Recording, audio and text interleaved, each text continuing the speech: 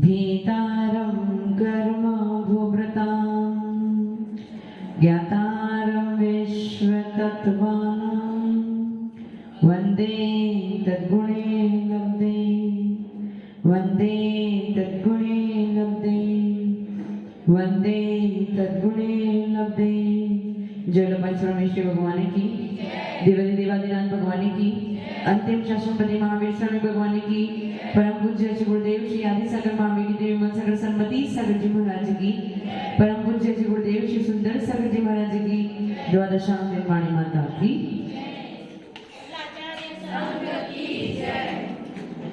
बहुत लंबे अंतराल के बाद पुनः आयु कर्म की चर्चा करेंगे। आयु कर्म 4 प्रकार के, तिर्यंचायु, देवायु, नरकायु और मनुष्य आयु। सबके आयु कर्म बनने के तरीके अलग होते हैं। मनुष्य और तिर्यंचों में आयु कर्म का बंध कब होता है? कब होता है? भूल गए?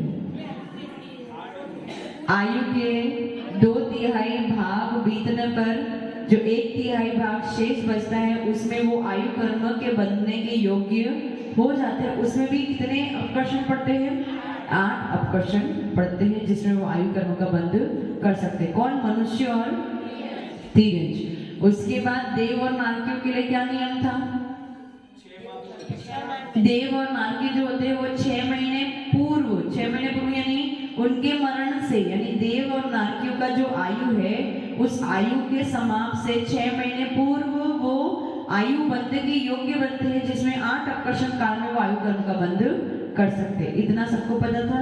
उसमें भोगभूमिज मनुष्य और तिर्यंच के लिए 6 महीने अथवा 9 महीने, ऐसे दो बातें। इसके बाद ये वर्णन चल रहा था कि यदि कोई तिर्यंच आयु कर्म का बंद करे तो कौन से आयु कर्म का बंद कर सकते। तो मैंने बताया था जो एक इंद्रिय होते हैं वो 5 प्रकार के हैं: पृथ्वी, जल, अग्नि, वायु और वनस्पति।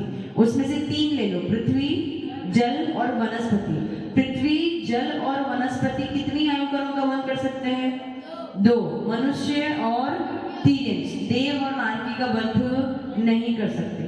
उसके बाद अग्नि और वायु यानी तेज का एक और वायु का एक, अग्नि का एक और वायु का एक, कितने आयु कर्म का बंद कर सकते हैं? केवल एक। कौन से? तिर्यंच आयु का ही बंद कर सकते हैं, वो भी मनुष्य नहीं बन सकते हैं। इससे ये सिद्ध होता है कि जो सुनते हैं ना, भरत चक्रवर्ती के 923 पुत्र कहाँ से आए थे? निगोद से निकल कर आए थे। तो निगोद किसका भेद है? वनस्पति का भेद है। इसलिए वनस्पति वाला जो जीव है, जो सूक्ष्म निगोद्या जीव है, वो भी अगले जन्म में सीधा मनुष्य बन सकता है। इसमें कोई हर्ज अपन को लगता है इतना छोटा सा जीव एकदम से मनुष्य कैसे बन जाएगा? तो बन सकता है, इसमें कोई सिद्धांत बाधित नहीं है। परंतु अग्नि और वायु काइक के जो जीव है, उनको पहले क्या बनना पड़ेगा? कोई अन्य तिर्यंच बनना पड़ेगा, और तिर्यंच से फिर वो मनुष्य बन सकते हैं। सीधा मनुष्य, अग्नि काइक और वायु काइक जीव सीधा मनुष्य नहीं बन सकते हैं। क्लियर हो गया? उसके बाद 2 इंद्रिय, 3 इंद्रिय, चतुरिंद्रिय और पंचेंद्रिय असंगी। नहीं, 2 इंद्रिय, 3 इंद्रिय, चतुरिंद्रिय, ये तीनों ही जीव यदि आयु कर्म का बंद करेंगे तो कौन से आयु कर्म का? 2। मनुष्य अथवा तिर्यंच, यानी चींटी हो गई, भौरा हो गया, मक्खी, मच्छर आदि। अभी आपको बहुत छोटे दिख रहे हैं, लेकिन हो सकता है कि वो अगले जन्म में वो मनुष्य बन जाए और आप क्या बन जाओ? उनके स्थान ले लो। तो ऐसा हो सकता है, इसमें कोई बड़ी बात नहीं है, सिद्धांत बाधित नहीं हो रहा है। तो इसका विचार कब करना चाहिए हमने? ये तो समझ आएगा कि 2 इंद्रिय, 3 इंद्रिय, चतुरिंद्रिय बड़ा मनुष्य और तिर्यंच बन सकते हैं, ये समझ आएगा। लेकिन इससे तात्पर्य क्या निकला, अभिप्राय क्या निकला, क्या कहना चाह रहे हैं? कि जब हमारे से कोई चींटी या मच्छर या मक्खी को मारने के भाव हो रहे हैं, तो ये विचार करना चाहिए, भले अभी उसकी अवस्था इतनी छोटी है, परंतु अगले जन्म में वही इतने बड़े मनुष्य का भी शरीर धारण कर सकता है। इसमें कोई हर्ज नहीं है, बस उसकी अवस्था छोटी है, परंतु आत्मा तो वही है। अगर इस बात का विचार करना चालू कर दोगे तो फिर आपसे जो होने वाली हिंसा है उसकी मात्रा कम हो जाएगी, आपके भाव परिवर्तित हो जाएंगे। जब भी कोई जीव आपसे मरने वाला हो तो आपके अंतर में वो भाव आएगा कि अरे उसके अंदर जो आत्मा बैठी है और मेरी आत्मा जो एक जैसी ही है। समझ में आया? उसके बाद पंचेंद्रिय कितने प्रकार के होते हैं? 2 प्रकार के, संगी और असंगी। असंगी पंचेंद्रिय तिर्यंच चारों ही गतियों में जा सकते हैं, परंतु उसमें एक लिमिट है। अगर असंगी यानी जिसके पास मन नहीं है, तो जिसके पास मन नहीं है वो जीव बहुत ज्यादा पाप भी नहीं कर सकता और बहुत ज्यादा पुण्य भी नहीं कर सकता। इसलिए क्योंकि वो ज्यादा पाप नहीं कर सकता, अगर नरक गति में जाएगा, नरक आयु का बंद करेगा तो केवल पहले नरक तक, और देव आयु का बंद करेगा तो भवनवासी और व्यंतरवासी देवों में ही जाएगा। ज्योतिष और कल्पवासी में, कल्पवासी यानी स्वर्गों के देवों में नहीं जाएगा। इतना समझ में गया? असंगी पंचेंद्रिय तिर्यंच की ये बात होगी, बाकी तिर्यंच और मनुष्य में तो वो जा ही सकते हैं। अब कौन बचे? संगी पंचेंद्रिय तिर्यंच। संगी पंचेंद्रिय तिर्यंच के लिए चारों ही द्वार खुले हैं, वो कहीं पे भी जा सकते हैं, परंतु स्वर्गों में, कल्पवासी में 16वें स्वर्ग के ऊपर नहीं जा सकते हैं। ये 16वें स्वर्ग के ऊपर क्या है? 9 ग्रह, उसके ऊपर 9 नदिश के ऊपर, उसमें कौन जाते हैं? नहीं, वैमानिक देवों में 9 ग्रहवक, 9 अनुदिश और 5 अंतर में कौन जाते हैं? कौन? केवल जिन्होंने निर्ग्रंथ वेश धारण किया है ऐसे मुनिराज ही जा सकते हैं। जो दिगंबर साधु है वही 9 ग्रहवक, 9 अनुदिश और 5 अनुत्तर में जा सकते हैं। इसलिए तिर्यंच कहाँ तक जा सकते हैं? 16वें स्वर्ग के ऊपर तिर्यंच नहीं जा सकते हैं। समझ में आ गया? इतना क्लियर है? अब मनुष्य गति की बात करें तो मनुष्य गति के जीव कौन से आयु कर्म का मन कर सकते हैं? चारों ही आयु कर्म का मन कर, उनके लिए सारे द्वार खुले हैं, उनके लिए सारे द्वार खुले हैं। ये हो गया कर्म भूमि मनुष्य और तिर्यंचों के लिए। लेकिन भोग भूमि मनुष्य और तिर्यंच, भोग भूमि में क्या व्यवस्था है? भोग भूमि की व्यवस्था क्या है? वहां पे काम करना पड़ता है। कल्पवृक्ष, 10 प्रकार के कल्पवृक्ष है जो सारी सामग्री उपलब्ध करा देते हैं, उनको कुछ भी नहीं करना पड़ता है। 2 युगल में उत्पन्न होते हैं, युगल में ही मरण को प्राप्त हो जाते हैं और पूरे जीवन पर केवल भोग ही भोग भोगते हैं।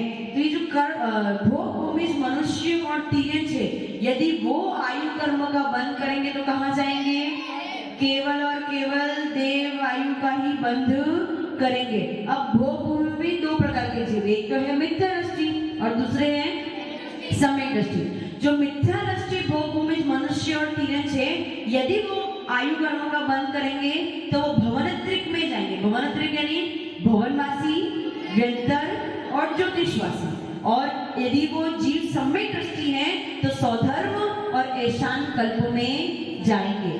देव चारों ही है, 4 प्रकार के देव है ना अपने पास, भवनवासी, व्यंतर, ज्योतिष और कल्पवासी। उसमें से ये 3 जो ना भवनवासी, व्यंतर और ज्योतिष, इनको निचले जाति के देव माने जाते हैं। मतलब कल्पवासी देव, कल्पवासी यानी जो स्वर्गों में रहते हैं, तो स्वर्गों की अपेक्षा भवनवासी, व्यंतर और ज्योतिषों को थोड़ा सा उनका स्टैंडर्ड थोड़ा सा नीचे है और कल्पवासी देवों का स्टैंडर्ड ऊपर है। इसलिए भोग भूमि के मनुष्य और तिर्यंच जो मिथ्या दृष्टि है वो कहाँ जाएंगे? नहीं, मिथ्या दृष्टि मनुष्य और तिर्यंच कहाँ जाएंगे? भवनत्रिक में जाएंगे। और सम्यक दृष्टि भोग भूमि मनुष्य और तिर्यंच कहाँ जाएंगे? कल्पवासी में, सौधर्म और ऐशान कल्प में जाएंगे। ये मनुष्य और तिर्यंच का कथन पूर्ण हो गया। अब देव, देव यदि कोई आयु कर्म का बंद करता है तो वो कितने का आयु कर्म का बंद कर सकता है? 4 का कर सकता है क्या? नहीं कर सकता। देव यदि आयु कर्म का बंद करेगा तो केवल उसके लिए 2 द्वार खुले हैं। कौन से? मनुष्य के और तिर्यंच का, मनुष्य का और तिर्यंच का। जो देव सम्यक दृष्टि होगा, देखो सब जगह ये 2 प्रकार के जीव तो पाए जाते, कोई मिथ्या दृष्टि, कोई सम्यक दृष्टि। मनुष्य के लिए क्या व्यवस्था थी कि सम्यक दृष्टि है तो कहाँ जाएंगे? स्वर्गों में ही जाएंगे। मिथ्या दृष्टि के लिए 4 द्वार खुले, लेकिन जो देवों में है, देवों में अपने पास 2 ही द्वार खुले हैं, मनुष्य और तीरंज। तो उसमें जो देव सम्यक दृष्टि होंगे वो फिक्स मनुष्य में ही आएंगे, वो तीरंज में नहीं जाएंगे। परंतु मिथ्या दृष्टि तीरंज में भी जा सकते हैं और मनुष्य में भी जा सकते हैं। तो आपको सम्यक दृष्टि का महात्मा समझ में आ रहा है ना? आप यदि सम्यक दृष्टि हो अभी, यदि आप सम्यक दृष्टि हो अभी और आयु कर्म का बंद करोगे तो कहाँ जाओगे? कौन से देवों में? वैमानिक देवों में ही जाओगे, स्वर्गों में ही जाओगे। और यदि कोई सम्यक दृष्टि देव है तो वो किस में आएगा? मनुष्य में ही आएगा, तीरथ में नहीं जाएगा। समझ में आ रहा है ना? उसी प्रकार से जो नरक गति के जीव है, यदि वो आयु कर्म का बंद करते तो उनके लिए भी 2 ही द्वार खुले। कौन से 2 द्वार? मनुष्य और तीरथ। यदि कोई नारकी सम्यक दृष्टि, नरक में सम्यक दृष्टि पाया जाता है क्या? पाया जाता है?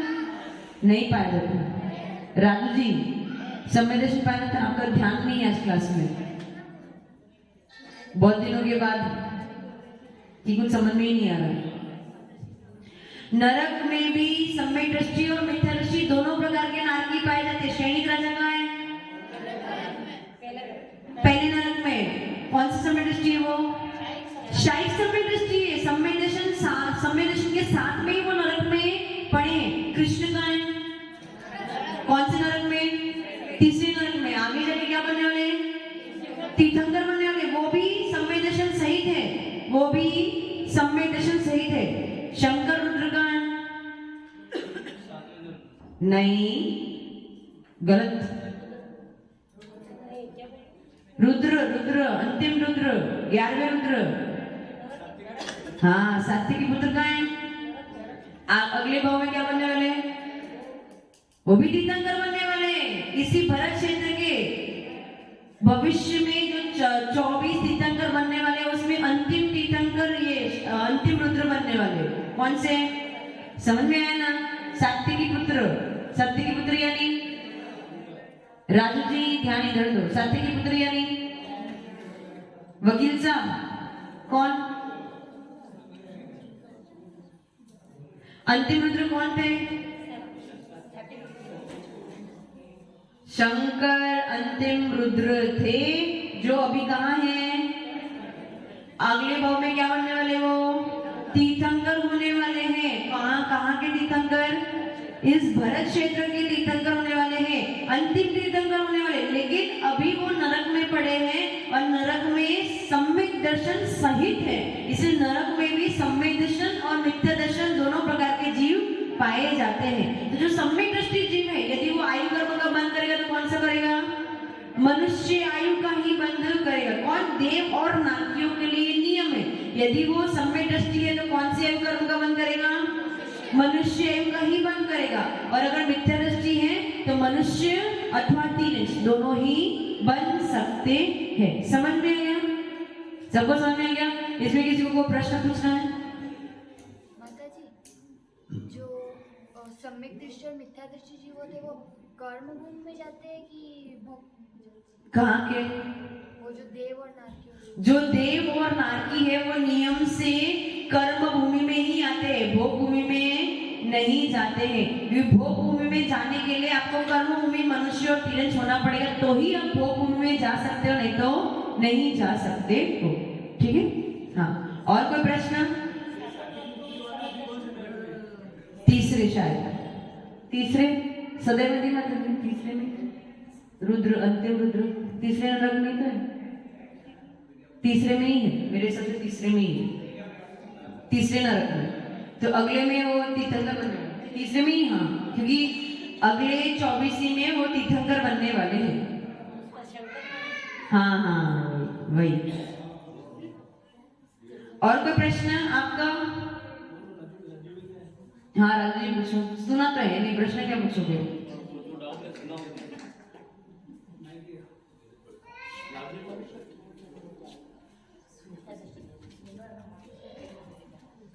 अगर इसको आप लिख लेते तो आपके लिए बहुत इजी होता। मुझे समझ में आ रहा है कि आपके लिए सब मिक्स हो गया है, कंफ्यूजन क्रिएट कर रहा है, लेकिन लिखोगे तो समझ में आएगा, उसको पढ़ोगे निरंतर तो समझ में आएगा। ऐसे केवल सुनने मात्र से आप इतने इंटेलिजेंट तो हो नहीं कि एक बार सुन लिया और सब याद हो गया, ऐसा तो हो नहीं सकता। नमस्ते गुरुदेव, वंदना माताजी।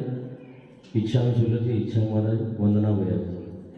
आपने अभी बताया कि जो देव होते हैं वो मनुष्य गति में भी जा सकते हैं, अगर वो सम्यक दृष्टि है तो मनुष्य गति में जाते हैं। तो देव मिथ्या दृष्टि कैसे होते हैं? मिथ्या, आपके जैसे देव मिथ्या दृष्टि होंगे। देव में भी मिथ्या दृष्टि हाँ, वहां पे हर देव के भवन में या हर देव के प्रसाद में अकृत्रिम चैतन्य होता है। मेरी बात सुनो, जितने भी देव है ना, जिनका जिनका जो विमान है, हर विमान में आपको एक अकृत्रिम चैतन्य मिलेगा। लेकिन जो सम्यक दृष्टि है, उस अकृत्रिम चैतन्य की वंदना कैसे करेगा? भगवान मान के, अरिहंत मान के उनकी वंदना करेगा, वो पंच परमेश्वरी की वंदना करेगा। और जो मिथ्या दृष्टि देव है वो उनको क्या मानेगा? कुल देवता मान के उनकी पूजा वंदना करेगा।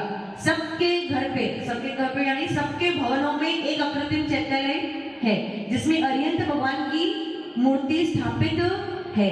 तो जो सम्यक दृष्टि देव होंगे उस मूर्ति को देख के क्या विचार करेंगे कि किनकी मूर्ति है? ये अरिहंतों की मूर्ति है, भगवान की मूर्ति है। और जो मिथ्या दृष्टि देव होंगे वो क्या समझेंगे? इनको कुल देवता मानकर पूजा करेंगे। और मिथ्या दृष्टि और सम्यक दृष्टि में सबसे बड़ा भेद क्या हो गया?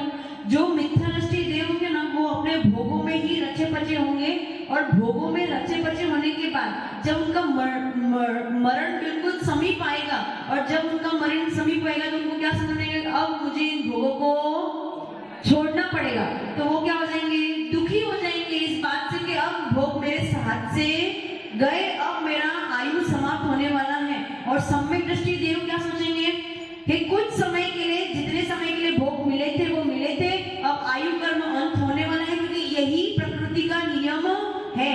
जब तक आयु है तब तक सब कुछ है। जिस दिन आयु खत्म हो गई उस दिन अपन को अलग भाव में जाना ही पड़ेगा। तो ये भेद होगा सम्यक दृष्टि और मिथ्या दृष्टि देवों में। सबसे बड़ा भेद यही है कि उनके भवन में अथवा विमान में जो अकृत्रिम चैतन्य है उसकी वंदना वो कुल देवता समझ के करेंगे। और जो सम्यक दृष्टि देव है वो अकृत्रिम चैतन्यों की वंदना अरिहंत भगवान समझ के करेंगे। समझ में आया? आज से कौन सा पर्व प्रारंभ हो गया?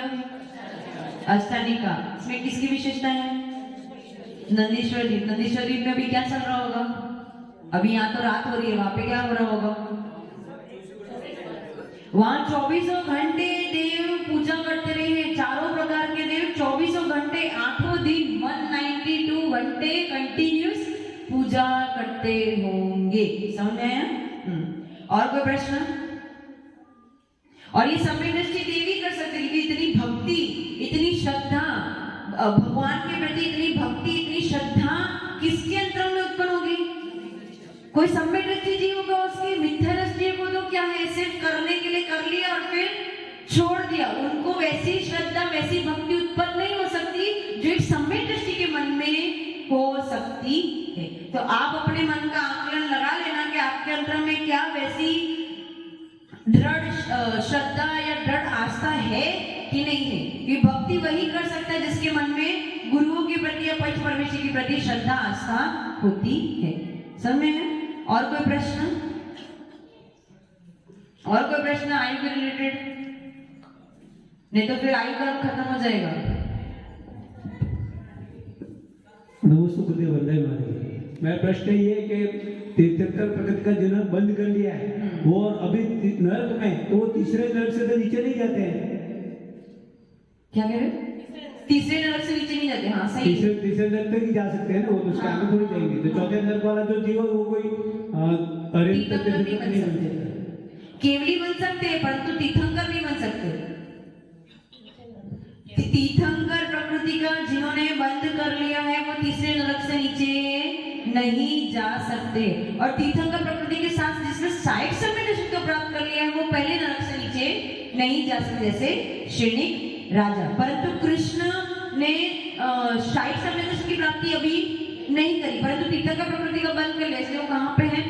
तीसरे नरक में है। सुन में है? हाँ, कृष्ण भी। लक्ष्मण तीसरे में, हाँ तीसरे में ही है। हाँ, रावण भी वही। नारायण प्रतिनारायण जो भी होते हैं वो जिस नरक में होते हैं उसी में, मतलब जैसे प्रतिनारायण जिस नरक में गए, सबसे पहले मरण किसका होता है? नारायण और प्रतिनारायण में मरण किसका होता है? सबसे पहले प्रतिनारायण का होता है। हाँ, नारायण और प्रतिनारायण में सबसे बड़ा मरण किसका होता है? प्रतिनारायण का मरण होता है। प्रतिनारायण का मरण प्रथम होता है और वो जिस नरक में जाते हैं उसी नरक में नारायण भी पीछे पीछे आते हैं। और तीसरे में नहीं, तीसरे में किसमें लिखा है? प्रथमान योग में लिखा है, लेकिन सिद्धांत के अनुसार चौथे नरक में गए, क्योंकि प्रथमान योग में ये बताना चाहते थे कि सीता का जीव जो अभी 16वें स्वर्ग का इंद्र है, वो इंद्र नीचे जाते, कहाँ जाते हैं? लक्ष्मण और रावण के जीव के पास जाते हैं उनको संबोधन देने के लिए, लेकिन ये संभव नहीं है। ये सिद्धांत का ये नियम है कि 16वें स्वर्ग वाला जीव इस मध्य लोक, इस चित्रा पृथ्वी के नीचे गमन नहीं कर सकता है, और रावण और लक्ष्मण जो है वो चौथे नरक में है। ठीक है, तीसरे नरक में नहीं, सिद्धांत की अपेक्षा। प्रथमान योग के शास्त्र में आपको तीसरा नरक मिलेगा, लेकिन सिद्धांत की अपेक्षा त्रिलोकपनति आदि ग्रंथ के अनुसार वो चौथे नरक में है। और कोई प्रश्न?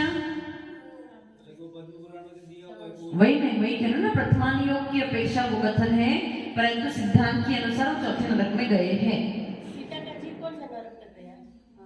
सीता का जीव जो है वो 16वें स्वर्ग का जीव है, देव है।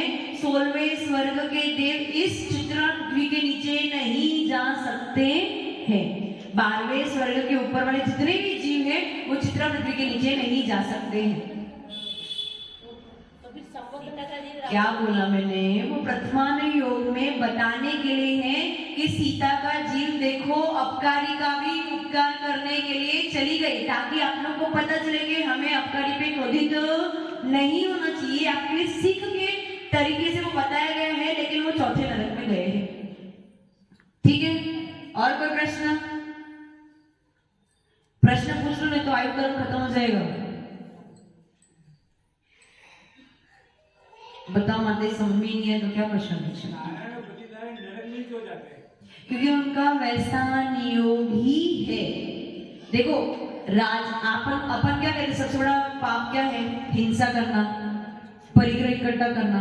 अब मुझे बताओ, ये जितने भी राजा राज्य करते हैं, सबसे ज्यादा हिंसा वो लोग करते हैं कि युद्ध आदि में उनसे हिंसा होती है। फिर परिग्रह सबसे ज्यादा किनके पास होता है? उन लोगों के पास ही होता है। यदि वो परिग्रह में वो उसी में रह गए और अपने राज्य पाठ को छोड़कर दीक्षा नहीं ले पाई, तो फिर उनका जितना भी पाप हुआ है वो सब कहीं ना कहीं तो निकलेगा। इसलिए कहाँ जाएंगे?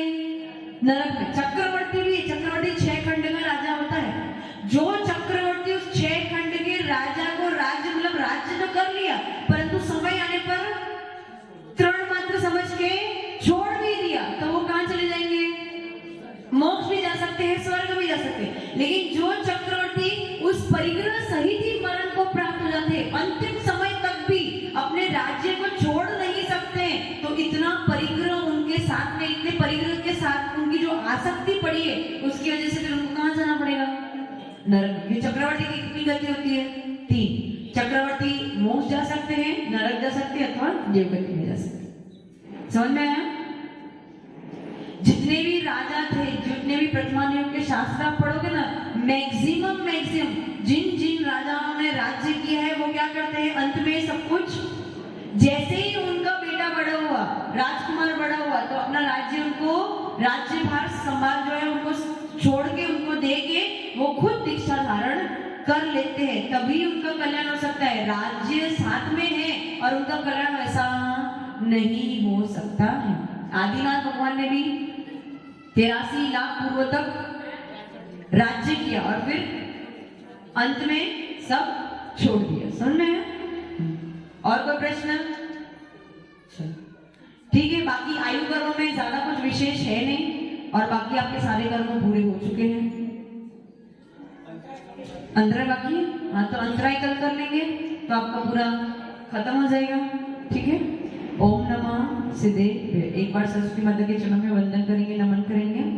ओम ह्रीं वाग्वादिनी द्वादशांगिनी हंसगामिनी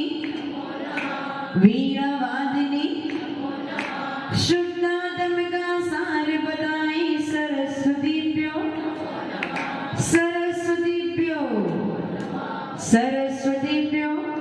जय प्रद्वादशांग निर्माणी माता की। आचार्य गुरुदेव सुंदर सागर जी महाराज की।